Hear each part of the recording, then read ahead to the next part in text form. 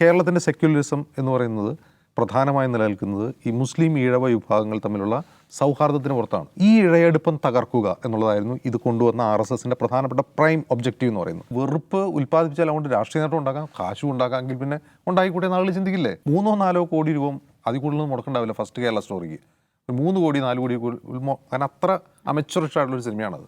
ആ സിനിമ 300 കോടി കളക്ട് ചെയ്ത്. ഇപ്പോൾ കേരള സ്റ്റോറി 1ൻ്റെ പ്രൊഡ്യൂസർ തന്നെയാണ് 2ൻ്റെ പ്രൊഡ്യൂസർ, സംവിധായകനെ മാറുന്നുള്ളൂ. അയാളെ നോക്കുമ്പോൾ സംഭവം കൊള്ളാം, 2-3 കോടി കൊടുക്കും. ഇതുവരെ ഒരു സിനിമ പോലും എടുക്കാത്ത ആളാണ് ഈ കാമാഖ്യ നാരായണൻ. അയാൾ എന്തോ ഡോക്യുമെൻ്ററിക്ക് എടുത്ത് ഒരു ഡോക്യുമെൻ്ററിക്ക് നാഷണൽ അവാർഡ് കിട്ടി.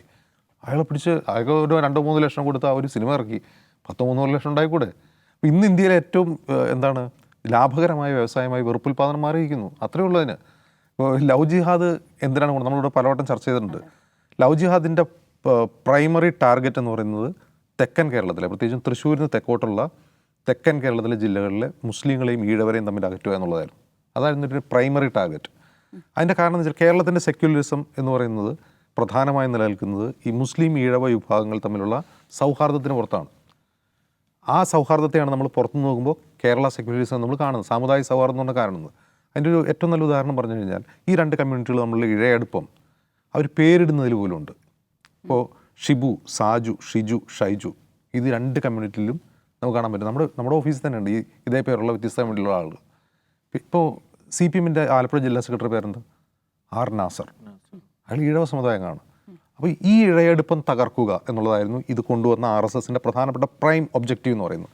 അത് വളരെ വിജയകരമായി സാധിച്ചിരിക്കുന്നു. 2007 തുടങ്ങി 2016 ആകുമ്പോൾ ആ വിടവിൻ്റെ പേരിൽ ഒരു രാഷ്ട്രീയ പാർട്ടി രൂപീകരിച്ചു, BDJS.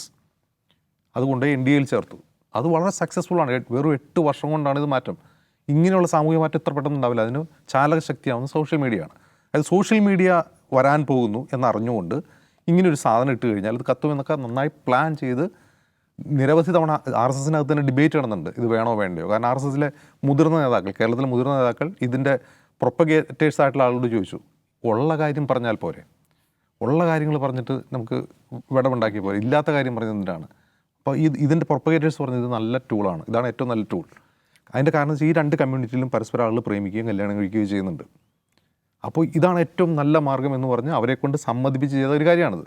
എന്നിട്ട് കേരളത്തിൽ ഇത് നിന്നോ, കേരളത്തിലല്ല കർണാടകയിൽ ഇതിന് അലയൊലികളുണ്ടായി. ഇത് ഉത്തരേന്ത്യയിലേക്ക് വ്യാപിച്ചു. ഉത്തരേന്ത്യയിൽ ഇതിൻ്റെ പുറത്ത് നിയമങ്ങളുണ്ടായി.